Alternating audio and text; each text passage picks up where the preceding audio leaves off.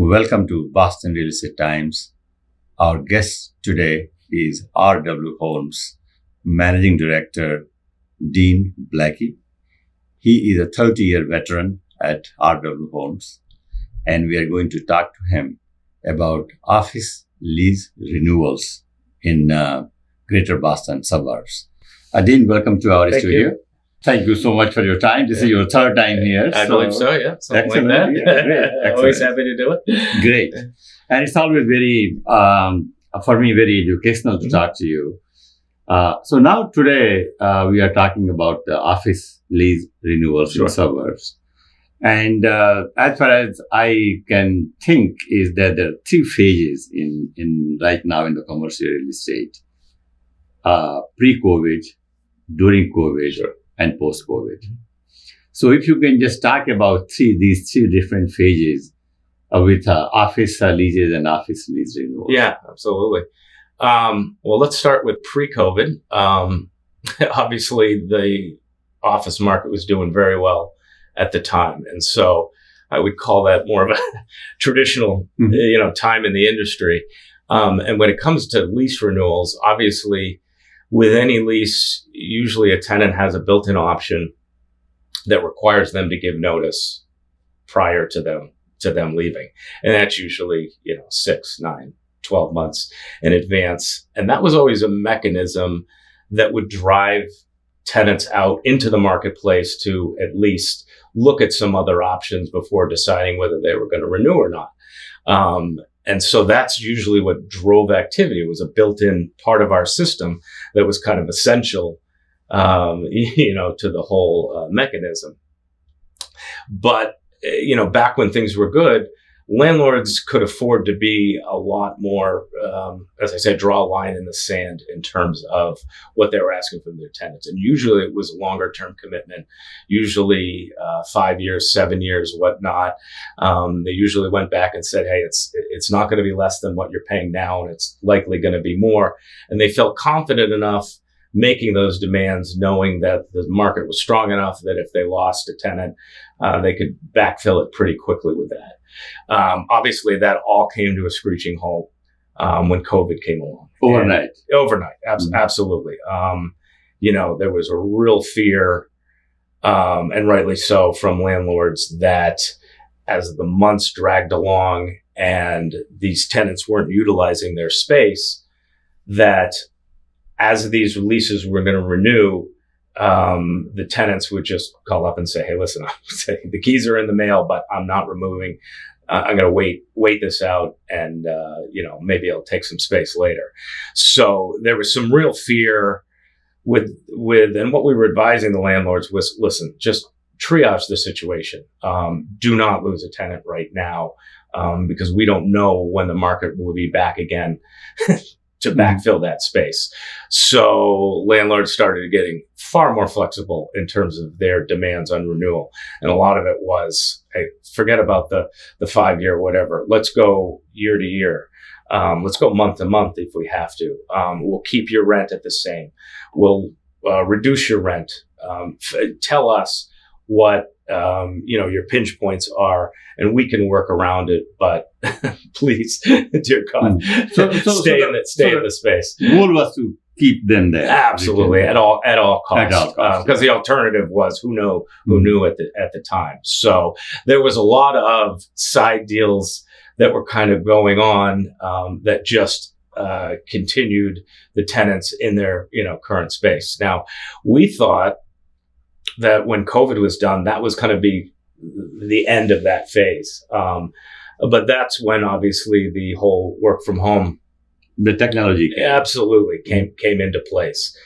And so again, landlords would walk through their buildings and figure out, oh my God, at least, a couple of days a week, my parking lot's empty. And even though the tenants are continuing to pay on the space, maybe it's just a matter of time before I get that call, from my largest tenant saying, we've decided to go full remote.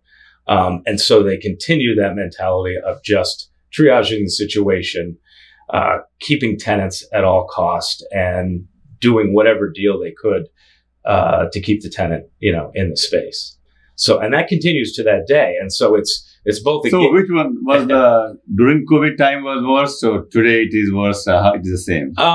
It was certainly worse during COVID. And I attribute it to, just the uncertainty. I was in the business during the .com boom, and I actually found that far worse during that time because overnight, the vacancy just skyrocketed because there were so many. So are you sure that .com was worse? I believe at least in my experience out in the suburbs, because, and a lot of that was the fundamentals of the company to begin with. A lot of these, the money dried up. And it was kind of a house of cards for a lot of them. They didn't have any real business model or plan or whatever. And if you remember, that would be, 10 employees looking for 10,000 square feet, and you'd walk in and it would just be a foosball table and a cornhole. So overnight, we were getting those calls to say, hey, listen, we're giving back the space. And there were some buildings that would go 50% dark overnight. That didn't happen because I think the fundamentals were really good with a lot of the business. The economy was strong, and I think they could absorb. And a lot of companies got a lot more production than I think they were anticipating, with the work from home model. So now there's no data in the marketplace about the lease renewals. Yeah, and that's purposeful. It's purposeful. If you're a landlord that's cut a deal with a tenant, you don't want that. Right? Say a tenant of yours is in 10,000 square feet, and they come to you and say, what's it going to take for you to stay? And they say, well, we can only afford to pay on 5,000 square feet. Chances are you're going to keep them in the 10,000 because also the cost of construction is a big element too. The cost to demise that space, go out and market the other space, and maybe sink, $40 a foot into rehabbing it for a new tenant, could take on the magnitude of years. So there's a lot of deals out there that you're paying on 10. Why don't you just pay on 5? We'll keep you at the same rate. We'll go month to month. We'll go year to year. We'll maybe do a 3-year deal. Let's just put a ban on this and not make any rash decisions. So basically, do anything to keep the tenant exactly. there. And you know what I mean? And the good news is that's what I think has saved the vacancy from dipping, taking a nosedive, kind of like it did in the .com phase. But the flip side of that coin is because there's not that built-in urgency for tenants. Again, hey, your lease is coming up in 9 months. It's a 5-year deal or nothing else, and they're forced to go out in the marketplace. So the flip side of that is we're not seeing the activity from these tenants. And even when we do, it's quite frustrating when you start working with a tenant and you kind of get excited and they say, I don't think we're going to renew because I don't think my landlord's going to be reasonable. And so you go out and you look, you spend a week looking at half a dozen things or whatever. And then you get that inevitable call from the tenant saying, my landlord just got wind that I was out looking. He's dropped his pants. It's going to be 20% less than I was expecting. And he's allowing me to just, wait another year. So I'll call you in a year, but I think I'm going to renew from now and stay put. That's happening. Now, as a commercial broker, you have landlords who are also clients, and the tenants are also clients. Sure. So what advice you are giving today to the landlords? Yeah, for the landlords, it would be the same. It would be, if you can help it, try to do whatever you can to keep your building as occupied as possible.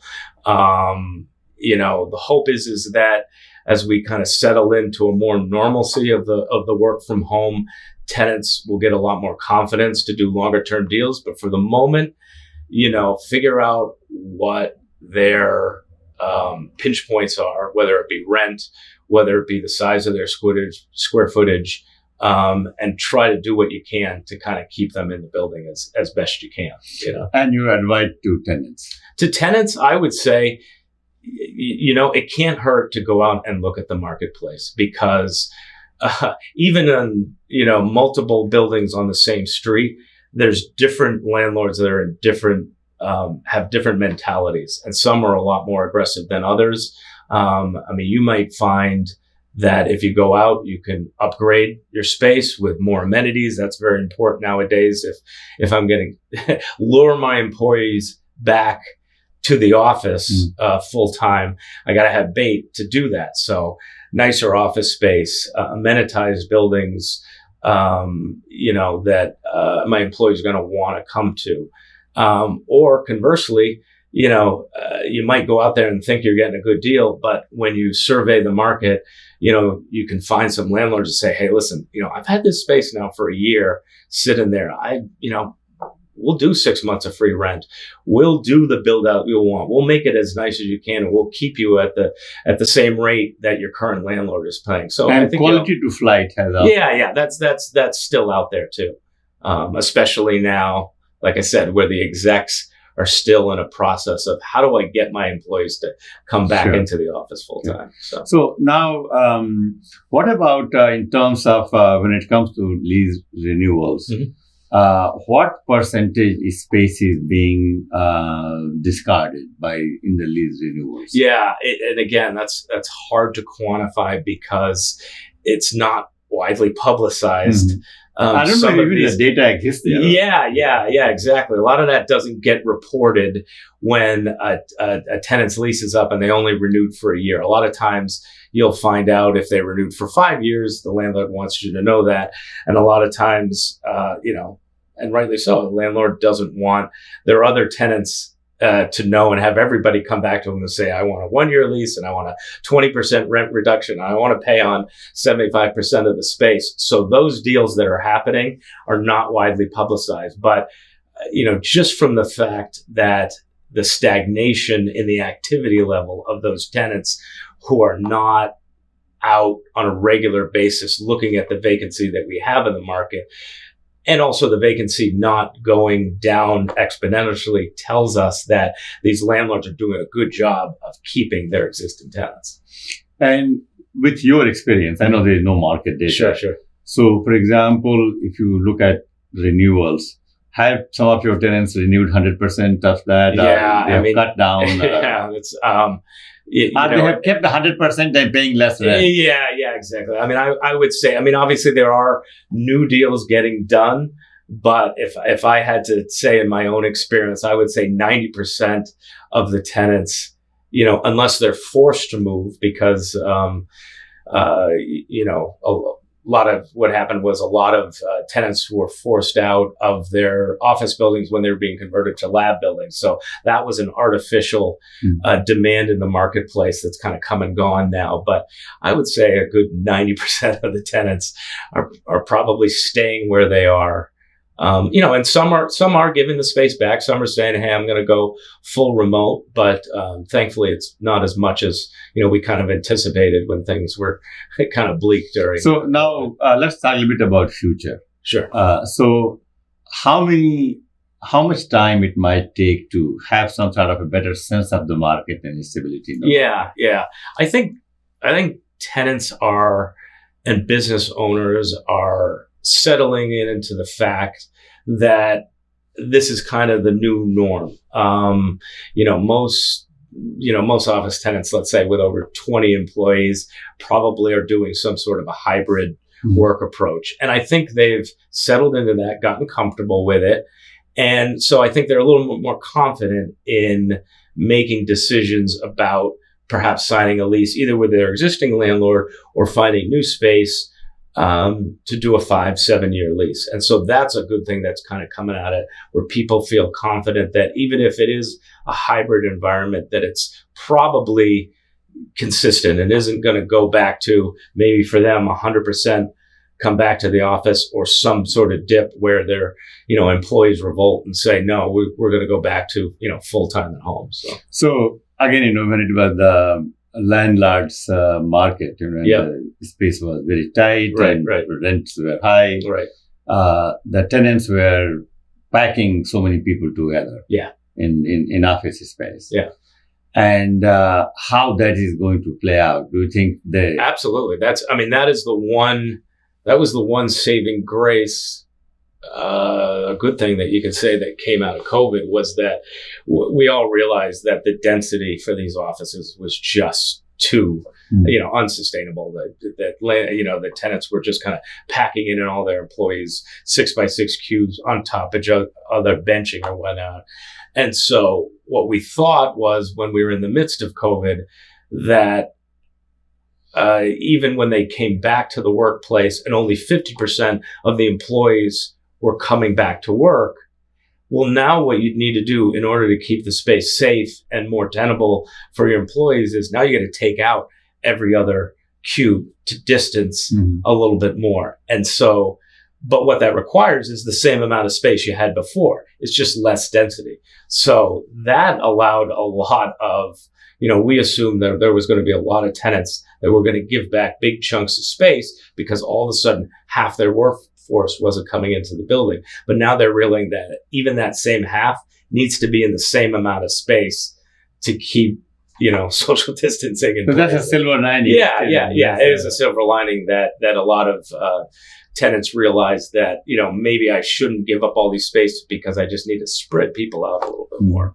So now in commercial real estate, there's never equilibrium. No, of course. Either it's a landlord's market or it's a tenant market, right? Yeah. In all my years, I've never seen it get quite that good. Right. So now in that kind, and you work, RW Home work with both of them. Yes. So now I want you to look at the camera and tell the landlord what is your best advice to them, and also tell the tenants what is your best advice to the tenants. Yeah, gotcha. So let's see. As I said, for the landlords, I would continue to have an open mind of flexibility, especially for your existing tenants.